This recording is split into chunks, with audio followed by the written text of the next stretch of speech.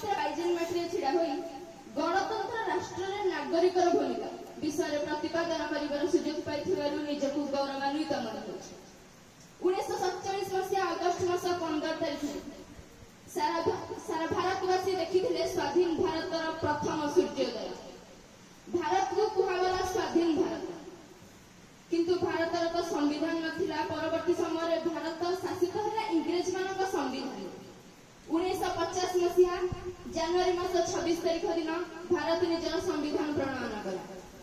ସେହି ଦିନଠାରୁ ଭାରତକୁ ଗଣତନ୍ତ୍ର ରାଷ୍ଟ୍ରର ମାନ୍ୟତା ଦିଆଗଲା। ଆବ୍ରାହମ ଲିଙ୍କନ ଗଣତନ୍ତ୍ରର ଅର୍ଥ ବୁଝାଇଲେ, ଗଣତନ୍ତ୍ର ହେଉଛି ଲୋକମାନଙ୍କ ଦ୍ୱାରା ଏବଂ ଲୋକମାନଙ୍କ ପାଇଁ। ଅର୍ଥାତ୍ ସେ କହିଥିଲେ ଆଜିର ଶିଶୁ ଭବିଷ୍ୟତର ନାଗରିକ, ଆଉ ଆଜିର ନାଗରିକ ହିଁ ଭାରତର ସର୍ବୋତ୍ତମ ଉନ୍ନତିର ଗୋଟେ ପ୍ରମୁଖ ଭୂମିକା। କାରଣ ନାଗରିକ ମାନେ ଭୋଟ ଦେଇ ପ୍ରକୃତ ପ୍ରତିନିଧିକୁ ଚୟନ କରିବେ। ତାଙ୍କ ଦ୍ୱାରା ସୃଷ୍ଟି ହେବ ଗୋଟେ ନୂତନ ଭାରତ।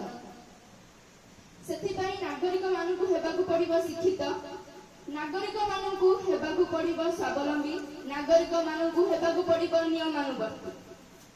ଆଜିର ଦୁନିଆରେ ଦେଖିବାକୁ ଗଲେ ଅନେକ କୁକର୍ମ, ଚୋରି, ହତ୍ୟା, ଲୁଣ୍ଠନ ଏବେ ମଧ୍ୟ ଖବରକାଗଜର ପ୍ରତି ପୃଷ୍ଠାରେ ଲେଖୁଛି। ଆଜି ମଧ୍ୟ ବୃଦ୍ଧାଶ୍ରମ ଗୁଡ଼ିକ ବନ୍ଦ ହୋଇଯାଇନି। ଆଜି ମଧ୍ୟ ଭାରତରେ ଅନେକ ଲୋକ ଦରିଦ୍ର ସୀମାରେଖା ତଳେ। ସମ୍ବିଧାନ ତ କେବେ ଏଇଆ ଲେଖିନି। ସମ୍ବିଧାନ ଲେଖିଛି ଗୋଟେ ନୂତନ ଭାରତ, ଗୋଟେ ସୁନ୍ଦର ଭାରତ, ଯେଉଁ ଭାରତରେ ଲେଖା ନଥିବ ଚୋରି, ହତ୍ୟା, ଲୁଣ୍ଠନ, ନଥିବ କୁକର୍ମ। ଏସବୁ ପାଇଁ ନାଗରିକ ମାନଙ୍କୁ ଜାଗ୍ରତ ହେବାକୁ ପଡ଼ିବ। କଥାରେ ଅଛି, ରହି ନାହିଁ କେହି ରହିବେ ନାହିଁଟି, ଭବରଙ୍ଗ ମୁହିଁ ତଳେ, ସର୍ବେ ନିଜ ନିଜ ଅଭିନୟ ସାରି ବାହୁଡ଼ିବେ କାଳବେଳେ। ଯଦି ସମସ୍ତେ ଆସିଛେ ଆଉ ସମସ୍ତେ ଯିବା, ତାହେଲେ କାହିଁକି କିଛି ନ କରିକି ଯିବା? ଯେତିକି ସମ୍ଭବ ସେତିକି କରିକି ଯିବା।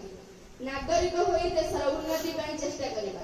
କାରଣ ସାମାଜିକ ଦୁନିଆରେ ଅନ୍ୟାୟ ଓ ଅନୀତି ବିରୁଦ୍ଧରେ ଲଢ଼ିପାରେ ଜଣେ ନାଗରିକ। ଦେଶର ସର୍ବୋନ୍ନତ ଉନ୍ନତି ପାଇଁ ଆତ୍ମବଳିଦାନ ଦେବା ପାଇଁ ସମର୍ଥ ହେଇପାରେ ଜଣେ ନାଗରିକ। ସେଥିପାଇଁ ତ ନାଗରିକକୁ ହିଁ ଭାରତର ପ୍ରମୁଖ ଭୂମିକା ରୂପେ ଗ୍ରହଣ କରାଯାଇଛି। ବହି ଯାଇଥିବା ପାଣିକୁ ରଖି ହବନି, କାରଣ ଯେ ବହି ଯାଇଛି ସେ ବହି ଯାଇଛି, କିନ୍ତୁ ଆସୁଥିବା ପାଣିକୁ ତ ରୋକି ହବ। କୁକର୍ମକୁ କେବେ ସୁକର୍ମ କରି ହେବନି, କିନ୍ତୁ ହବାକୁ ଯାଉଥିବା ଦୁଷ୍କର୍ମକୁ ତ ରୋକି ହବ। ତାହେଲେ କାହିଁକି ନ ରୋକିବା? ସ୍ୱାଧୀନ ଭାରତର ନାଗରିକ ହୋଇ ନିଜକୁ ଗର୍ବ ମନେ ନ କରି କାହିଁକି ଦେଶକୁ ଆଗକୁ ନ ନେବା?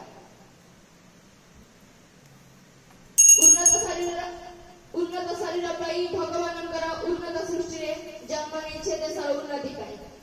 ପରିଶେଷରେ ଏତିକି କହିବି, ସବୁ ନାଗରିକ ମାନଙ୍କର ଗୋଟେ ସ୍ୱପ୍ନ ରହୁ, ଗୋଟେ ସୁନ୍ଦର ଭାରତ, ଯେଉଁ ଭାରତରେ ନଥିବ ରାଗ, ହିଂସା, ବିବାଦ, ନଥିବ ଦରିଦ୍ର, ନଥିବ ଅସହାୟ, ଥିବ କେବଳ ଅସହାୟ ଦରିଦ୍ର ମାନଙ୍କ ପାଇଁ ସାହାଯ୍ୟ, ଥିବ ସବୁ କିଛି ମଙ୍ଗଳ, ଶାନ୍ତି, ମୈତ୍ରୀ ଓ ପ୍ରେମର ପ୍ରଭାବରେ ଚାଲିବ ଏ ଭାରତ।